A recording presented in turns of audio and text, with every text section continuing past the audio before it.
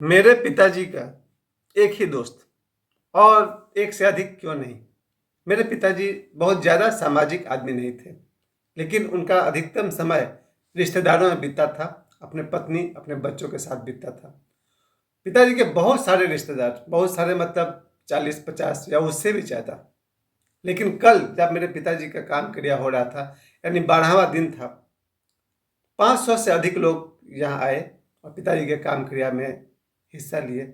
लेकिन आश्चर्य कि उसमें से मेरा एक भी दोस्त नहीं था। इसी तरह से जब मेरी शादी हुई थी 2003 में, तो मेरी बारात में एक भी दोस्त मेरा नहीं गया था। जितने भी लोग थे या तो मेरे बड़े भाई के दोस्त थे, या मेरे छोटे भाई के दोस्त थे, या फिर पिताजी के परिचित रिश्तेदार। मेरा कोई दोस्त नहीं था। और वही आश्चर्य मैंने कल फिर देखा, जब मेरे कल पिताजी का 12वां दिन का काम क्रिया हो रहा था, तो मैंने देखा कि मेरा एक भी दोस्त वहाँ मौजूद नहीं है। जितने भी लोग आए थे वो सब पिताजी के नाम पर आए थे, या मेरे छोटे भाई के नाम पर आए थे, मेरे बेटे के दोस्त आए थे। और लगभग 500 से अधिक लोग कल शाम को आए, और पिताजी के जो अंतिम जो कुटुंब भोज कराया जाता है उसमें 500 से अधिक लोग आए। और पिताजी का एक ही दोस्त, मैं उस दोस्त के बारे में यही कहना चाहूँगा कि उनका एक दोस्त ऐसा था कि फिर दूसरे दोस्त की ज़रूरत ही नहीं थी। इन शॉर्ट में 1-2 मिनट में ही कहना चाहूँगा कि पिताजी का एकमात्र दोस्त आरपी सिंह, पता नहीं शायद वो धरती पर है कि नहीं है, क्योंकि बहुत पहले रिटायर हो गए थे। जब मेरे पिताजी मैट्रिक पास नहीं किए थे, उस समय उस दोस्त ने, यानी कि आरपी सिंह जी ने, पिताजी को, दोनों एक साथ ड्यूटी करते थे, लेबरर थे, मतलब कहते हैं ना वो, रेलवे में लेबरर थे। तो उनको बताया गया कि अगर मैट्रिक पास कर जाओ तो साहब बन सकते हो, इंजीनियर बन सकते हो, अफसर बन सकते हो। तब जो आरपी सिंह थे मेरे पिताजी के साथी, उन्होंने मेरे पिताजी को कहा कि घर का सब काम हम करेंगे, तुम पढ़ो। दोनों दिन भर ड्यूटी करते थे रेलवे में, और शाम होते ही आरपी सिंह खाना बनाना, घर का सारा काम करना, चूल्हा जलाना, और पिताजी के लिए उनका एक ही आदेश था, पढ़ो। और इस तरह से पिताजी को उन्होंने पढ़ा करके ऑफिसर बना दिया, इंजीनियर बना दिया। मेरे पिताजी जब रिटायर हुए हैं तो सीनियर सेक्शन इंजीनियर्स के तौर पर रिटायर हुए। कलकत्ता से मेरे पिताजी ने इंजीनियरिंग किया है। लेकिन मुझे इस बात के लिए बहुत बहुत आश्चर्य है कि जब पिताजी का 5 तारीख को देहांत हुआ था, 5 तारीख की रात्रि, 6 तारीख की सुबह जब हम लोग उनके दाह संस्कार के लिए घर से निकले, तो मैंने भी अपने तरफ से सिर्फ 3 फ़ोन लगाए थे। सिर्फ 3, 4 नहीं, क्योंकि मेरे पिताजी सामाजिक नहीं थे। और मैंने भी इस बार सोचा कि दिसंबर के महीना, ठंड के दिन, मैंने गिन चुन कर 3 लोगों को फ़ोन किए थे। 3 में से 2 नहीं आए थे, 1 आए थे। चलिए, दूसरी बात मैंने देखा कि लगभग 70 लोग उनके शव यात्रा में शामिल थे पिताजी के। उन 70 लोगों में से मैंने देखा मेरा एक दोस्त था। बाकी जो 69 लोग थे वो मेरे लोग नहीं थे, वो या तो पिताजी के नाम पर थे या फिर मेरे भाई के नाम के दोस्त थे। तो यहाँ भी आश्चर्य की बात है, मुझे याद आ गया कि अपने शादी में मेरा एक भी दोस्त नहीं गया था। पिताजी के शव यात्रा में एक तो आया कम से कम। उसके बाद कल जब ये 12वां दिन आया और 500 से अधिक लोग आए, जब उन्होंने भोज किया, उस भोज में मैंने नोटिस किया मेरा वो एक दोस्त भी नहीं आया था, यानी कि मेरी तरफ से कोई आदमी नहीं था। मेरे पिताजी स्ट्रिक्ट बहुत थे, इतना स्ट्रिक्ट कि मेरी पिटाई तो 50 बार से ज़्यादा हुई होगी। बचपन से लेकर के 18 साल की उम्र तक तो बहुत ज़्यादा पिटाई होती थी। और मेरे पिताजी का स्ट्रिक्टनेस के सामने मेरा कोई भी दोस्त, मुश्किल से एक दोस्त है जो मेरे पिताजी को बहुत बहुत मानता है, और मेरे पिताजी भी उसको मानते हैं। बाकी सबको तो मेरे पिताजी को देख के ही डर लगता था। पिताजी को आप लोग देखेंगे अच्छा खासा पहलवान की तरह, लंबे और बिल्कुल हीरो वाला उनका। और मेरे पिताजी ने मेरे सिर्फ एक दोस्त को सराहा है, पसंद किया, बाकी सबको तो वो देखते ही फायर हुए थे। और मेरे दोस्त भी उनको बहुत बहुत चीरते थे उनसे कि ये कहाँ से आ गए भाई। मैंने क्या सीखा कि पिताजी के इस पूरे रवैये में मैंने देखा कि बहुत स्ट्रिक्टली उन्होंने हम लोगों को पाला पोसा। सबसे बड़ी बात कि उनका वो गठीला बदन, शरीर बड़ा अच्छा था। गांव के पहलवान भी थे, अखाड़ा में लड़ते भी थे, तो उन्होंने हम लोग को खूब खूब व्यायाम भी करवाया। मुझे पर्सनली पिताजी ने खूब खूब पढ़ाया। लेकिन 18 साल के होते होते मेरे दिमाग में ये बात बैठ गई कि आपने मेरे लिए किया है क्या है। जब बच्चा 18 साल का होता है, 19 साल का होता है, 20-21 साल का होता है, और मेरे साथ भी जब बेरोजगार हो जाता है, मुंबई में घूमते रहता है इस स्टूडियो से उस स्टूडियो में, या फिर काम और नौकरी की तलाश में, तब एक बार ख्याल में आता है कि मेरे पिताजी का भी अपना बड़ा फैक्ट्री होता है, मेरा कंपनी होता, बम्बई में बंगला होता, करोड़ रुपए होते तो हमको भी इस तरह भटकना नहीं पड़ता। उस समय दिमाग में ख्याल आया था कि मेरे पिताजी ने मेरे लिए किया ही क्या है। और लगभग मुझे लगता है कि मेरे बहुत सारे मैंने लोगों के मुंह से सुना है, जब लोग कहते हैं कि मेरे पिताजी ने मेरे लिए किया ही क्या है। बहुत लोग को मैं जानता हूँ जिन्होंने अपने पिताजी को कभी न कभी कहा है। और मेरे मन में ये बात थी 18 साल से लेकर 22, 23, 25, 26 साल तक में, जब भी मैं किसी को कार से जाते हुए देखता था तो मुझे लगता था कि मेरे पिताजी ने हमको तो दिया नहीं है, उन्होंने मेरे लिए किया क्या है। किसी को बाइक में देख रहे तो लगता था मेरे पिताजी ने मेरे लिए किया क्या है। किसी का बंगला और फ्लैट देखते थे तो लगता था मेरे पिताजी ने मेरे लिए किया ही क्या है।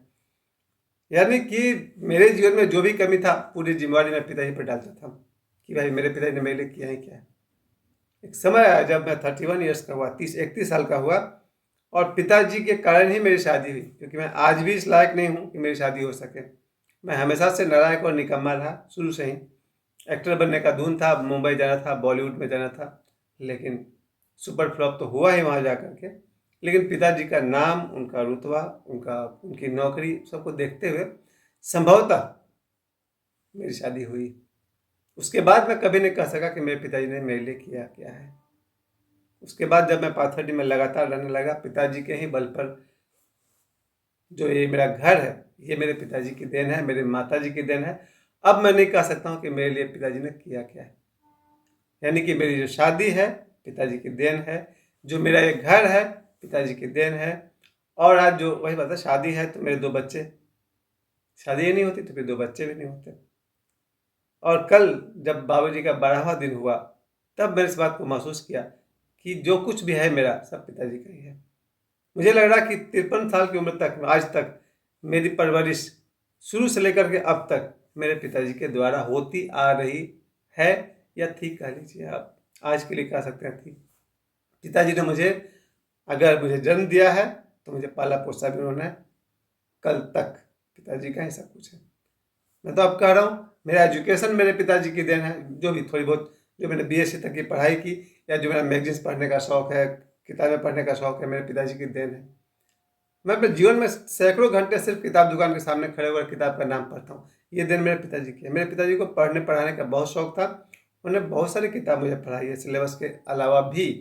तो मेरे में जो मेहनत करने की जो स्वभाव थी, मेहनत एक ज़माने में मैंने किया है, वो मेरे पिताजी की देन है। अब मैं नहीं कह सकता कि पिताजी ने मेरे लिए किया ही क्या है। मेरा जो मेहनत करने का जो नेचर था, जो मैंने मुंबई में किया, पिताजी की देन है। मेरी जो शिक्षा दीक्षा है, पढ़ने पढ़ाने का शौक़ है, मेरे पिताजी की देन है। पिताजी मेरा रेलवे की नौकरी करते हुए बहुतों को ट्यूशन पढ़ाया करते थे। उनका शौक़ था, जो जानते हैं वो बच्चों को भी बांटें। शायद उस ज़माने में 10 रुपये लेते थे पिताजी मेरे महीने के। तो मेरा जो पढ़ाई है पिताजी की देन है। मेरा जो मेहनत करने का स्वभाव है पिताजी की देन है। ये जो मेरा शरीर है, नाक नक्श बनावट मेरे पिताजी की देन है। मेरी शादी मेरे पिताजी की देन है। हैंस इस प्रकार मेरे बच्चे भी उनके आशीर्वाद की देन है। ये मेरा घर मेरे पिताजी की देन है। मेरा जीवन का पूरा ढांचा। अब पिताजी मुझे रोज़ रात को रामायण की कहानी सुना कर सुलाते थे। फिर हनुमान जी गए, संजीवनी बूटी लाए, रोज़ वही कहानी। तब मैं 5-6 साल का था। पिताजी रामायण के पाठ सुनाते सुनाते, उनका ये देन है कि हनुमान चालीसा का पाठ मैं रोज़ करने लगा। रामायण का पाठ मैं हमेशा से करता रहा हूँ। तो ये जो मेरा धर्म की तरफ जो मेरा बढ़ा हुआ, उस स्वभाव मेरे पिताजी की देन है। क्योंकि मेरे पिताजी के जो दादाजी थे, फलाहारी बाबा एक सिद्ध संत थे। पिताजी के कारण ही ऐसे संस्कार मिले कि मैं देवराहा बाबा के साथ संयुक्त हो पाया। उसके 1 साल के बाद ओशो मेरे जीवन में आ गए। उसके बाद निखिलेश्वरानंद जी आ गए, डॉक्टर नरेंद्र दत्त श्रीमाली। निखिलेश्वरानंद जी मेरे जीवन में आ गए। उसके बाद चलते चलते आज देखिए ना, मैं बाबा ईश्वर का ही प्रेमी हो गया। ये जो सीरीज है, ये संस्कार मेरे पिताजी के देन है। नहीं तो हम किसी पब में बैठ कर अभी तक दारू पी रहे होते। नशा से जो दूर रहने का जो मेरा स्वभाव हुआ, पिताजी की देन है। क्योंकि बहुत सारे लोगों को जानता हूँ, कोई शराब की नशा नहीं छोड़ पाता है, कोई सिगरेट का नहीं छोड़ पाता है, कोई पान का नहीं छोड़ पाता है।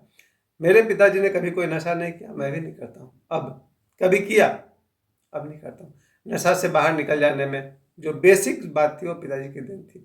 पर एक बात मेरे मन में हमेशा रहेगी कि जिस पिताजी ने अपना सारा जीवन परिवार और रिश्तेदारियों में दिया, जो लोग उनके कल 12वां दिन में नहीं आए थे, उनके बारे में मेरे मन में एक ख्याल आया है, आता रहा है कल शाम से ही, कि चूँकि मेरे यहाँ पर 5 दोस्त हैं, सिर्फ 5। उन 5 में 5 लोग नहीं आए क्योंकि उन्हें श्राद्ध का भोजन खाना पसंद नहीं है। मैं ये कहना चाहता कि आकर बैठ तो सकते थे।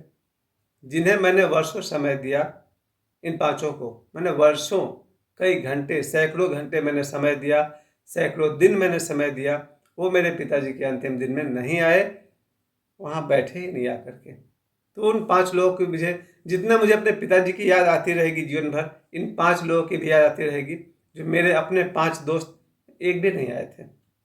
उसके अलावा कुछ ऐसे रिश्तेदार भी हैं जो नहीं आए थे, उनकी याद मेरे जीवन में आती रहेगी।